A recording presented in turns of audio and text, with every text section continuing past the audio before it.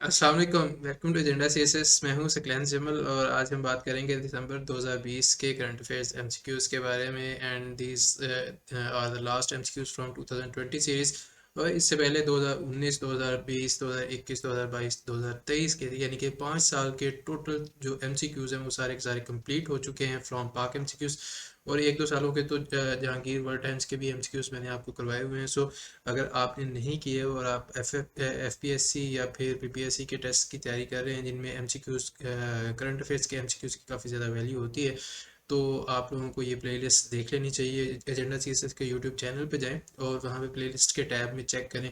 2019, 20, 21, 22, 23 के हर एक साल के एमसीक्यूज आपको मिल जाएंगे। सो ये था छोटा सा ऐलान। आज की वीडियो में हम दिसंबर 2020 के एमसीक्यूज डिस्कस करेंगे। Let us get into the video and start learning.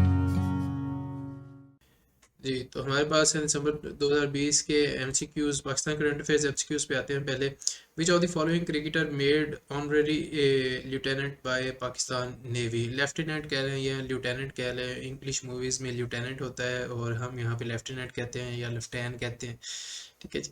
तो पाकिस्तान क्रिकेट टीम में से फ़खर जमान जो है उसको ऑनररी तौर पे पाकिस्तान नेवी का लिeutenant मुकर्रर या फिर एजाज़ दिया गया था।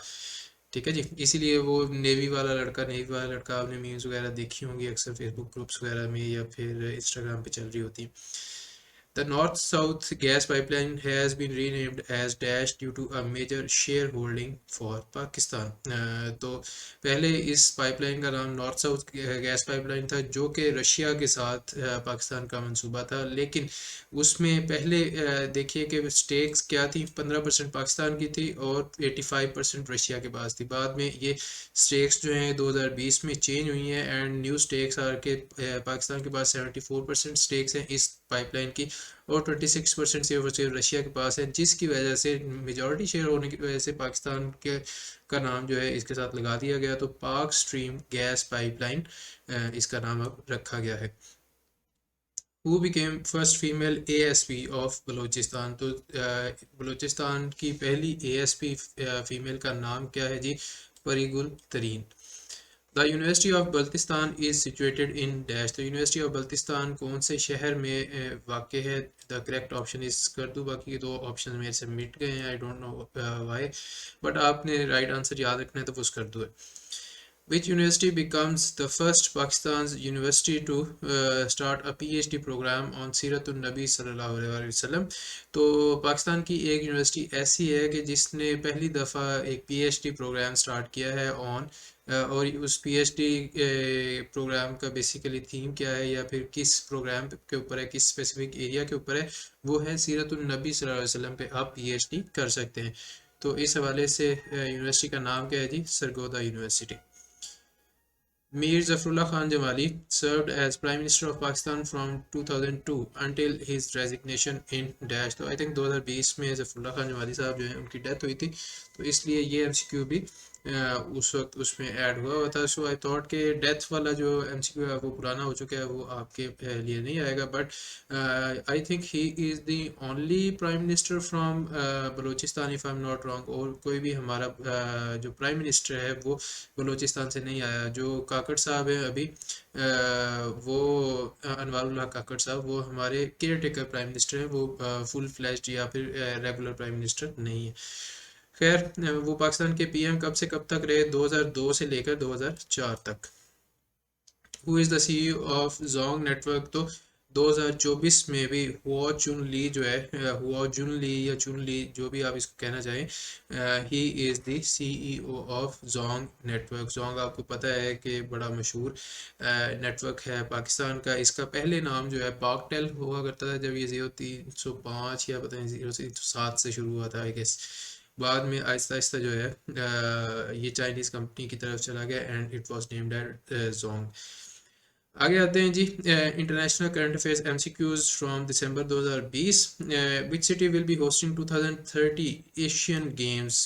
तो 2030 की जो एशियन गेम्स हैं, यानी कि जो एशिया रीजन के अंदर गेम्स खेली जाती हैं, कुछ गेम्स होती हैं जो कि यूनिवर्सल होती हैं जैसे कि ओलंपिक गेम्स वगैरह हैं, तो उनमें कोई रीजनल डिस्ट्रीब्यूशन नहीं होती है या कोई रीजनल रिक्वायरमेंट नहीं होती आपकी पार्टिसिपेशन के लिए। लेकिन कुछ यूरोपियन गेम्स हैं, एशियन गेम्स हैं, अमेरिकन गेम्स वगैरह जो हैं, इस तरह गेम्स होती रहती हैं हर रीजन में, तो वो सिर्फ और सिर्फ उन्हीं रीजनल कंट्रीज़ के लिए होती हैं। तो 2030 की जो एशियन गेम्स हैं वो कहाँ होंगी जी?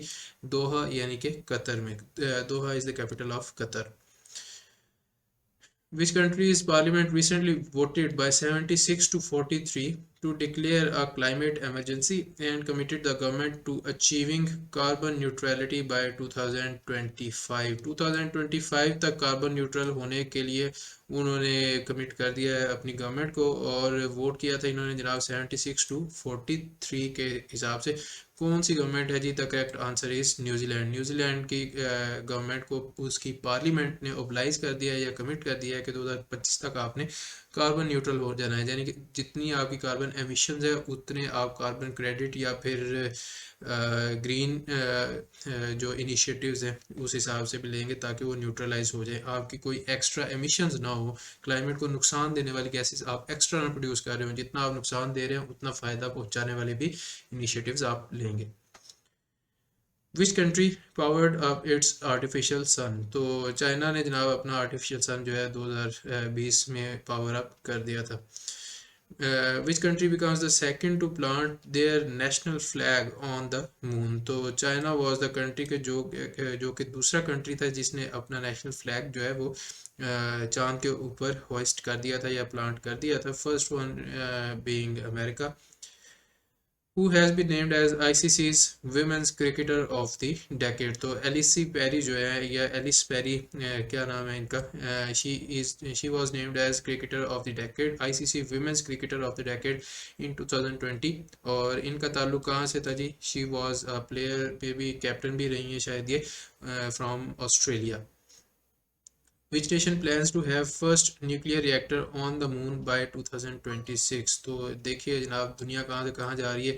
यूएसए वाले जो हैं वो 2020 में ही कह रहे थे कि हमने प्लान किया है 2026 तक हम अपना एक न्यूक्लियर रिएक्टर जो है वो चांद पे पहुंचा देंगे। Munir al-Jundi, the designer of the door of Holy Kaaba, passed away. He belongs to dash। तो मुनीर अल जुंदी जो है जो कि डिज़ाइनर है होली काबा के डोर के, उनकी डेथ हो गई थी 2020 में। तो वो कहाँ से बिलोंग करते थे? He belong to Syria. Which UFC fighter has been voted as BBC Sports Personalities World Sports Star of the Year 2020? तो खबीब नurmagomedov जो है या खबीब द ईगल जिसको आप कहते हैं, he was named as BBC Sports Personalities world sports star of the year 2020। इतना लंबा आपने याद रखना है, इसको ज़रा देख लीजिएगा। ठीक है जी। तो खबीब की जो फाइट हुई थी बड़ी फेमस फाइट थी, मुझे उस बंदे का नाम नहीं ज़हन में आ रहा, कॉनर मैकग्रेगर था आई थिंक। तो ही वॉज वेरी बोस्टफुल या शोखा जिसको आप कहते हैं, कि मैंने तो नहीं छोड़ना है इसको, मैं हरा दूंगा ये को ना। और खबीब के वालिद साहब की भी इसने बेइज्जती की थी, तो खबीब ने उनका भी बदला लेना था। So after winning against him he dedicated the win to his father, और उसके बाद आई थिंक खबीब ने रिटायरमेंट भी ले ली थी।